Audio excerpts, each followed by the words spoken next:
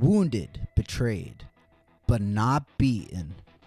There are battles a man fights to win, and there are battles a man fights because if he stops, he loses everyone around him.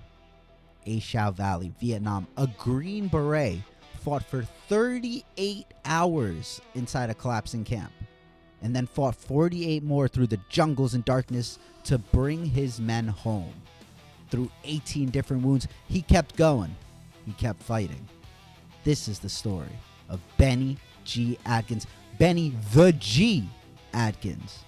My man was hardcore, hitting weapon swaps with mortars, machine guns, a recoilless rifle, small arms, and grenades. If Bennie could get his hands on it, he used it. And oh yeah, his bare hands, he used those too.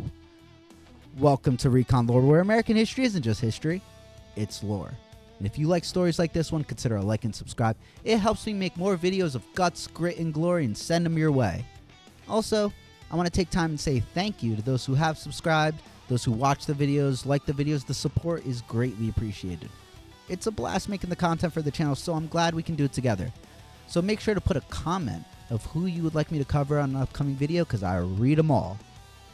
Let's get into it. Bennie G. Adkins grew up in Oklahoma in 1934. He joined the Army in '56 and then joined the Green Berets, the 5th Special Forces Group, where he learned to turn fear into fuel and preparation into survival. Training was brutal. In the mountains, in the swamps, learning to overcome any obstacle in his path. And Bennie, well, he excelled. He mastered the weapons of war, the languages of the locals, the intelligence craft that keeps men alive. By 1966, it wasn't his first time in Vietnam. He had already answered the call. Twice. He understood the enemy's patience, their cunning, the way the jungle itself seemed to take their side.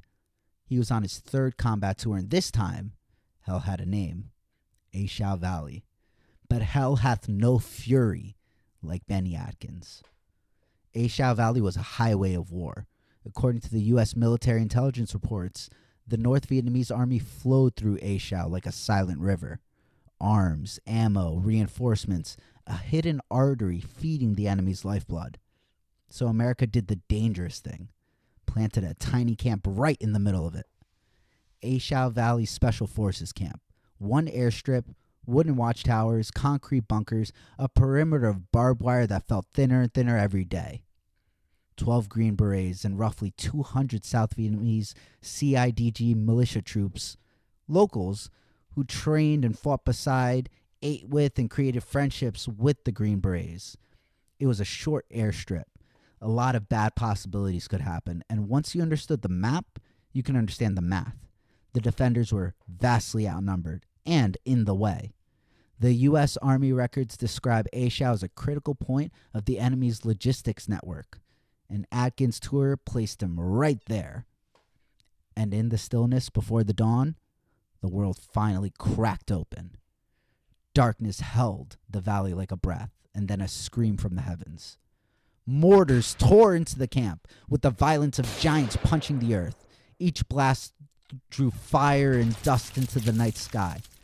The air turned into shrapnel, and men woke up bleeding.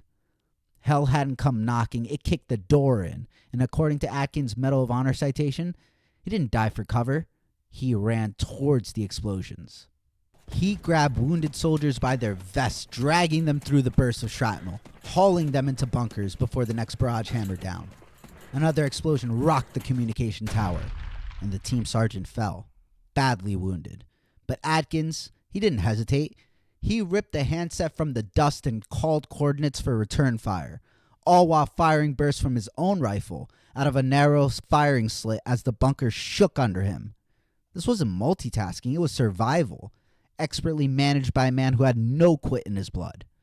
But the mortars, they were only Act 1. From the smoke outside, shadows moved with intent, silent figures cutting wire. NVA sappers. The North Vietnamese army had come. Assassins trained to slip into the camp, like nightmares with explosives. And Adkins, he charged them head on, hand to hand, bare fist, knife against rifle. He took out the first soldier with a blow so hard it dented the man's skull.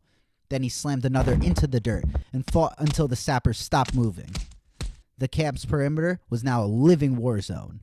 Every trench, every bunker, every inch of dirt was being contested by a force outnumbering them at least 20-1. But Adkins, numbers were an irritation, not a reason to break. He dragged more men off that bloody ground, sprinted towards gunfire like death was too slow to catch him. He took the battlefield by storm and made the enemy earn every foot they gained with blood, and it was mostly theirs. The mortar fire finally lulled just long enough for defenders to hear each other breathe. Some of the CIDG fighters, the local militia trained and armed by the U.S., had been brave all night and loyal, but others, well, they turned. They betrayed the same people that they were training with, that they were working with, that they were sharing rations with. And without warning, rifles cracked, burst inside of the camp. Bullets stitched the sandbags. An American went down, shot by someone who they thought was their ally. There are moments in war where cruelty hits different, and this is one of them. Adkins didn't freeze. He didn't curse fate. He acted. He maneuvered outside of camp perimeters, not towards safety, but towards a wounded American caught between enemies. With a rifle slung around one hand and adrenaline burning through his wounds, he drew enemy fire away from the casualty so others could drag the man to cover. He then turned back and fired at the defectors with the kind of cold precision you only earn through years of fighting for the man beside you. In the haze of smoke and betrayal, Adkins made the battlefield simple again. There were men who needed saving and men who needed stopping. So he did both. Carry a brother, drop an enemy. Repeat. Every second he stayed exposed should have been his last. But death was busy that day. With less stubborn targets, the jungle trees quiet, but the earth still trembling. The camp around Bennie Adkins was no longer a U.S. base. It was a fortress under siege. And its walls, they were falling. Enemy waves hammered the perimeter. They came with mortar fire, machine gun fire, waves of rifles. They came with everything they had. The Tunnel of Doom had its name, and it was the mortar pit. The pit was already knocked twice, rebuilt once, and when it collapsed the second time, grief swept through the men. Because if that pit died, the camp died. Adkins, wounded, exhausted, still bleeding, still alive, sprinted towards the pit, and then he dove into the hole. And then, direct hit. Exploding metal. He fell under burning concrete. He could taste metal in his mouth, but he rolled out disorientated and still loaded the tube. According to his citation, he was the only man left firing the mortar during the main assault. He loaded each round. He sighted each target. He called out corrections, no spotter, no second pair of eyes. It was just him. Round after round, he dropped into the enemy lines, and each explosion was a line of defense that was raised. A squad tried to flank. Machine gun fire lit the air. Shots laced into turrets. Through smoke and concussion, while enemy rockets and grenades tried to dig his grave for him. When the last mortar round was gone, Adkins pivoted, gathered the recoilless rifle, and began feeding that into the fight. A single weapon swapped mid-battle. He kept firing the recoilless rifle with the same cold instinct of the mortar. The panicked enemy behind him began to ripple. Dots of flames. They should have been dots of steel. He paused only to haul another wounded man deep into the pit. Magazine slung, rifle in hand, fire licking at his boots. A Green Beret would later say, watching Bennie in that position was seeing a man who became the Army's anchor. Adkins got fewer seconds each turn, but he made every single one of them count. When the last tube was loaded, when the recoilless rifle thudded like war drums, when the enemy turned from assault to withdraw, Adkins stood there, ragged, almost invisible, and the mortar pit still fired. They should have been overwhelmed. The base should have been overwhelmed. The attacker should have been able to just walk right in. But anybody knows that when you have Bennie Adkins there, The answer is no. Smoke clung to the morning like a wet cloth. The burning smell of wood mixed with burning flesh. The screams of wounded men cut through the ringing ears of Adkins. He didn't have the luxury of stopping. According to his Medal of Honor citation, he temporarily left the pit, the only shield the camp had left, because he learned there were wounded men stranded in the open. This is the kind of guy he was. There are men who would die unseen if somebody didn't sprint through gunfire to grab them, so Adkins did what Bennie Adkins always does. He ran towards the wounded and away from safety. Mortar rounds still falling, sniper fire picking at his shoulders, shrapnel split in his fresh wounds into his legs, and he dragged men one by one to the dispensary. Every single step paid for in pain. Bullets flicked gravel into his eyes, metal punched into his flesh, but the mission wasn't a question. It was a certainty. If he could move, he would save someone. When a supply aircraft finally broke through the storm and dropped crates of ammunition and rations, it landed outside the camp. Because of course it would, right? Why make it too easy, huh? The one place no sane man wanted to go. But Bennie, as we know, went anyway. Multiple times. He hauled precious ammo through sheets of gunfire, rounds cornered where death waited with open arms, and fed the defense just enough lifeblood to keep the camp fighting a little longer. The odds of living through one of these runs? Close to zero. The odds of living through all of them? Only Bennie knows the math. His citation confirms it clearly says, without flourish, he retrieved supplies desperately needed when exposed to continuous enemy fire. Hours blurred into one continuous battle cry. Adkins now bleeding from so many places the medics couldn't count them all. But he refused treatment. He refused rest.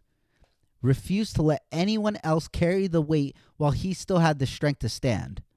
That's leadership. That's strength forged in fire. Soon, night fell over A Shau like a lid over a coffin. The camp was no longer a base. It was a grave being dug in real time, and the men inside were fighting the dirt back. Waves of North Vietnamese fighters assaulted the wire over and over until the defenders had no choice but to collapse inward. Adkins and a small cluster of survivors pulled into the communications bunker, the last nerve of the camp's center. The walls shuddered from every blast. The dust fell from the ceiling like the bunker was trying to bury them itself. Inside, the ammo was nearly gone. Ammunition had once filled the crates, now rattled lonely inside the pockets, and still the NVA came. According to Adkins' Medal of Honor citation, when the enemy pressed hardest, he took out numerous insurgents with small arms fire from that bunker. Every shot meant to protect the lives that inched towards his own. But courage isn't immortal. Bullets dry up, and sometimes bravery needs bullets. So, Bennie did the unthinkable. He ran back out of the bunker into the tearing storm of gunfire to receive more ammo, and then sprinted back through the same killing corridor. Not once, not twice, multiple times. Every run was a gamble, and every return was a miracle. The bunker filled with fire and screams as grenades detonated nearby. The heat of the explosions licked his back. Light flashed white pain into his wounded eyes. They could not hold the bunker forever. Someone tried the radio. The silence on the other end was louder than any artillery. No more help. So Adkins, bleeding from 18 different wounds documented later by Army physicians, gave the order. Destroy everything classified. They smashed radios. They burned intel. They erased everything that they could so that the enemy could not get an edge over them. Then, with bare hands, broken tools, and bayonets, they dug through the rear wall of the bunker and clawed their way out into the jungle that night. If there wasn't a door, they made one. And it wasn't retreating, escaping death's mouth only to run into its teeth. The survivors crawled, stumbled, and dragged one another towards one thing still offering hope. the landing zone. They could hear the rotors before they saw them. A helicopter. American. Salvation ripping through the fog. Adrenaline surged through veins that felt empty. Men called out. Hands waved. This was it. They had made it out of this nightmare, and, well, it wasn't done. Bennie was carrying a wounded soldier, a man who couldn't move without help.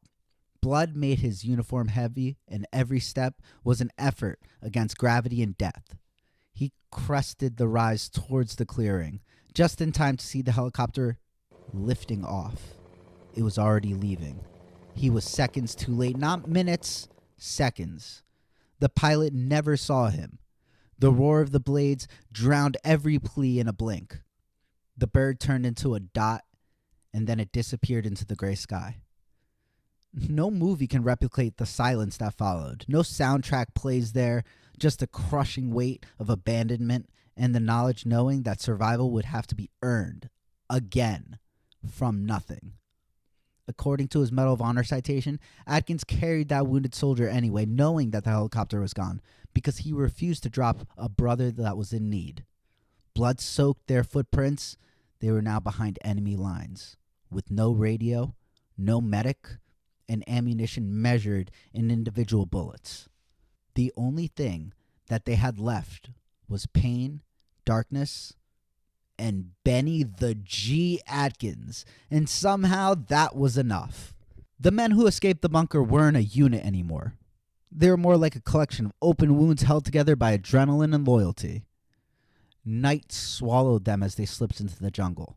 The valley that once looked like a dense green felt like a predator, alive, suffocating, and listening. Adkins took point.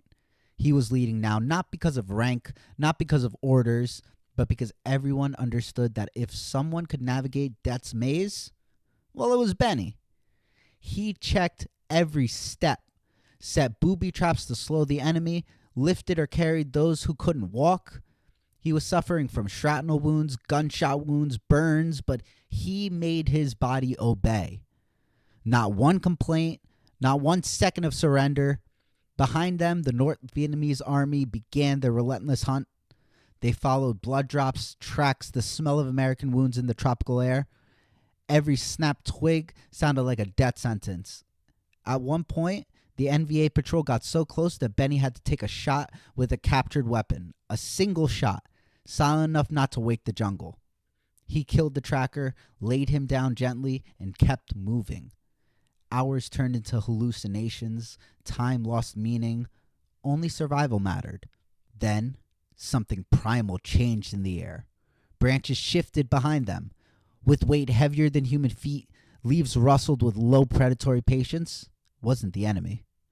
It was a tiger. No myth, no exaggeration. This was documented by multiple Special Forces accounts and reportings, including Adkins' own recollections of that night. The tiger circled the wounded team, its eyes catching faint reflections of firelight from burning camp ruins behind them. The Americans froze. The North Vietnamese froze. For a moment, war stopped because nature demanded silence. The tiger stalked the perimeter, deciding which group was the better meal. One Green Beret later said, "We weren't sure if the tiger was on our side or if we were next on the menu." No one fired, no one breathed too loud, and the tiger, either disappointed or simply respecting a man like Bennie Adkins, decided to slip back into the dark. My man saw Bennie the G Adkins and was like, "It looks like you got this, homie," and left. But it accomplished one more miracle. The NVA actually broke off pursuit. Rather than fight both the Americans and a jungle monster in the same night, death had competition in that valley. On March 12th, rescue at last. Bleeding and half delirious, Adkins still carried a comrade who couldn't walk, and the helicopter crew stared at him like a ghost had climbed aboard. He was the last man out because leaders leave last. The Army would later estimate that during those days and nights, he personally killed between 135 to 175 enemy soldiers while sustaining 18 wounds. Recognition takes time in a bureaucracy. Go figure. Sometimes half of a lifetime. But in 2014, 48 years after A Shau, the nation finally placed the blue ribbon, the Medal of Honor, around his throat. In the East Room, the president told the story of a man who refused to die and refused to leave his brothers, and added with a grin that if Bennie had been in charge, we might have won the whole war by ourselves. The room laughed and applauded because sometimes humor is how you hold back tears. After service, Adkins did what tough men often do. When the uniform comes off, he went to work, helping others, teaching, mentoring, building a foundation.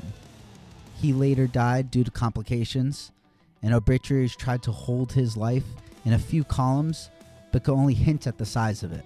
Farmer's son, Green Beret, Medal of Honor, last man out, and still the first to lift when someone needed carrying. It doesn't get more badass than Bennie the G Adkins. He wasn't just a hero. He was a unit, an absolute beast. He would scratch, claw, and fight his way to victory and make sure the men around him were safe. This is Recon Lore. If you like more stories like this, make sure to hit that like button. Make sure to subscribe because we're going to constantly be putting out videos of American guts, grit, and glory. And I'll see you on the next one.